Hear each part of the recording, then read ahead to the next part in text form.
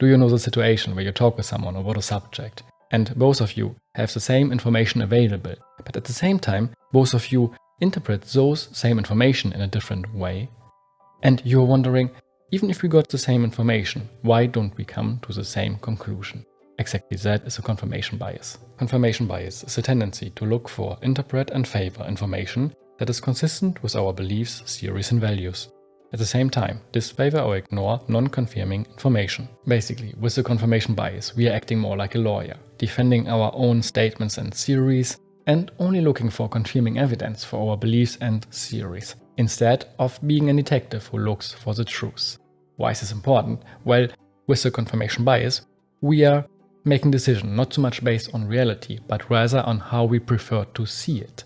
And it's like that we wear pink glasses when we fall in love. Because reality can't or is not adapting to our beliefs and theories, but our beliefs and theories have to adapt to reality. One noticed before, cognitive biases in general, or in specifically also the confirmation bias, are not inherently good or bad. Our brains evolved probably for short-term survival, and in our modern times we are not so much confronted with short-term survival or immediate survival, but rather with long-term survival.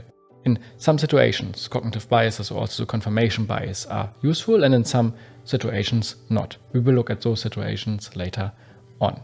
But it's just important to know that biases are not always negative. Like, we just evolved that way, but in some situations it can be useful to be aware of them. Step 1. Awareness. Being aware of the confirmation bias. Step 2. Thinking. Seeking active disconfirming information and criticism. Step 3. Humility. Holding our ego down.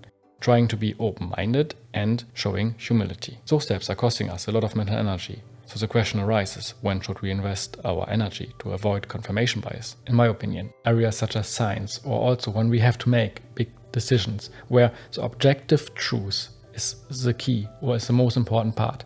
In those areas, it can be really useful to be aware and trying to avoid the confirmation bias. Because what we said earlier, that with the confirmation bias, we are not so much looking at the objective truth or the objective reality, but more we are looking at how we like to see it. So it's much more subjective. So in those areas where we have to really make the best decision based on reality, or actually also in science, it is really, or can be really useful to be reducing or avoiding the confirmation bias. In areas such as when I talk with my friends about a soccer game or what is my favorite soccer club, like in low stakes areas where we have subjective preferences and where those areas even live from subjective preferences, it, I think, doesn't matter so much, and we don't have to waste so much energy in avoiding the confirmation bias.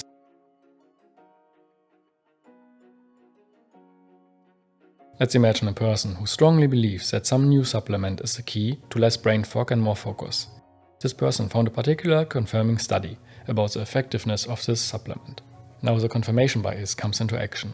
The person found that the study had a low sample size, only 50 people got tested. Let's assume another point is that the person looks over the mentioned confirming cross-reference studies and finds out that some are sponsored by the pharma industry itself. Thanks to the confirmation bias, these negative signs are ignored and the person just focuses on the positive result of the study.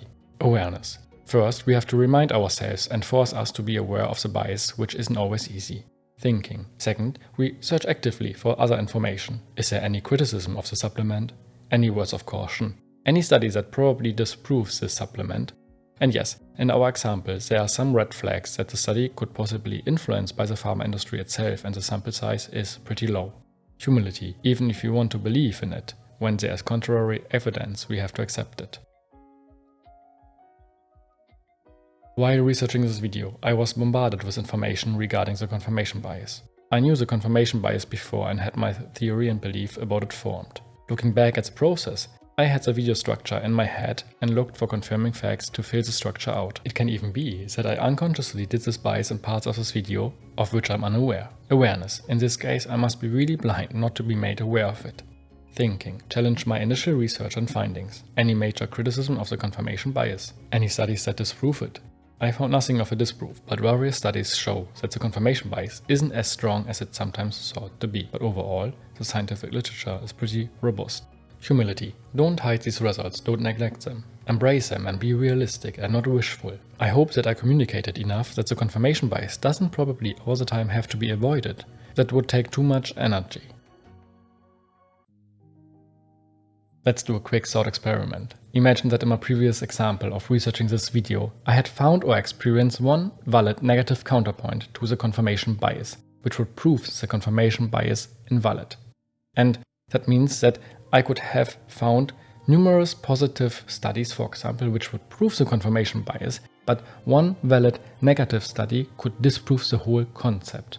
And to generalize this, all positive observations, no matter how many those are, could be disproved by one single valid, of course, negative observation.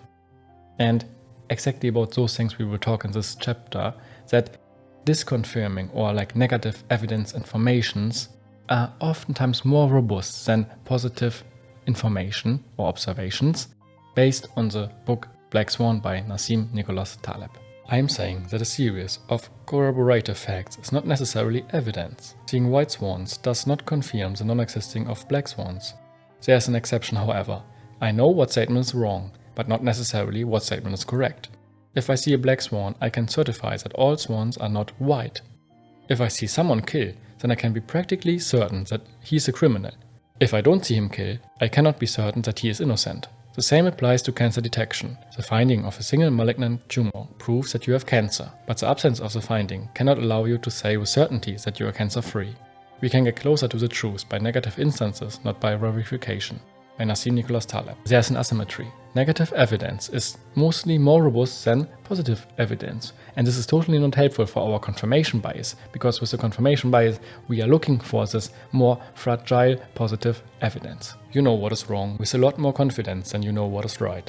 All pieces of information are not equal in importance. By Nassim Taleb. Knowing that not all information are equal in importance is extremely practical for our daily lives. Let's consider here Nassim Taleb's example of the cancer detection. So we find one cancer cell, and that proves to nearly 100% certainty that we have cancer. But on the other side, when we find nothing, this proves also nearly nothing, because this is way too hard to check all cells in our body. So this is really interesting. There's like this inequality of importance of information, right? And this shows us that this negative evidence is so much more robust than this positive evidence. And this shows us that not all information are equal in importance. And I said we are nearly to 100% certain, right? Because we can't be to 100% certain. There could be mistakes in the experiment done or in the cancer detection methods or something like this. Normally, thanks to the confirmation bias, we are looking for the fragile positive evidence, which we just talked about is not so robust. Science, on the other hand, uses the method of falsification, and this functions like the following. We have a hypothesis how something should work, and we create an experiment to test these hypotheses. Now we can think, hey, we will design this experiment that we always get like positive evidence, right? Like positive evidence that confirms our hypothesis. But this falsification method functions the other way around, that it looks for negative evidence, that we want to, like science want to disprove its own hypothesis, like a scientist wants to disprove his own or her own hypothesis. And this is really so much more robust, because imagine you can find 1 million positive observations that proves your theory or hypothesis. But when you find one disconfirming one, your whole hypothesis is just wrong. Actually, we can use this all in our daily life much more, like that we look at what to avoid, what is wrong, because we know this with much more certainty. Let's take the food example. When someone asks you what is healthy to eat, it's really difficult to answer, because sometimes it's like always changing, the scientific literature is changing, and our findings of what is healthy to eat is changing. But we know pretty much what is wrong, like fast food, sugary beverages, those we can just avoid, and we are already living, let's say, indirectly more healthy. Some factors are contributing to the confirmation bias. Those factors, and probably many others, cognitive, social, emotional, not mentioned here, contribute in connection to the confirmation bias. Since those factors are not the main focus of this video, I will explain them shortly and put sources for further reading in the description. One contributing factor could be the principle of least effort. The principle reflects the idea that individuals will generally choose the path of least resistance or exert the least amount of effort when doing any mental or physical activity. To conserve mental energy, people can seek information that aligns with their existing views because processing information that challenges one's beliefs requires more cognitive effort. Accepting information that confirms existing beliefs can be mentally easier and more efficient. Another contributing factor is cognitive dissonance. Cognitive dissonance refers to mental discomfort when we do something contrary to our beliefs, values, or ideas, or when we hold two opposing viewpoints in mind.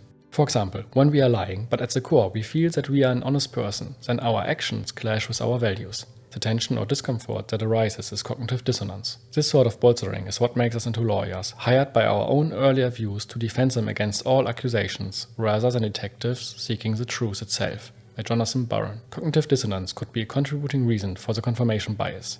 We want to get rid of the mental tension of the conflicting views. We could get rid of or interpret the outside information differently in our favor, which would lead to confirmation bias. Social influence conforming to the beliefs of our social group can be another factor of confirmation bias. The same as identity protection. That is when we have an image or identity of ourselves and we don't want to betray it. For example, we think of ourselves as sober, drinking no alcohol. Somehow we drank now a little alcohol. This action clashes with our identity. We could now probably interpret the fact differently, that our identity of a sober person is protected. All the just mentioned factors are probable contributing reasons which could lead to the confirmation bias. After learning about the confirmation bias, I could not unsee it. I saw it everywhere, like inside me, in my own thinking, and other people's thinking, just everywhere. And it can be really useful to act like our own detective, like to search for the truth, to search for the objective truth, instead of acting like our own lawyer, where we get hired, so to speak, by our own beliefs and theories to defend our beliefs and theories, even if reality shows different. Thank you so much for watching this video and taking the time to watch this video. As always, I wish you a fantastic day.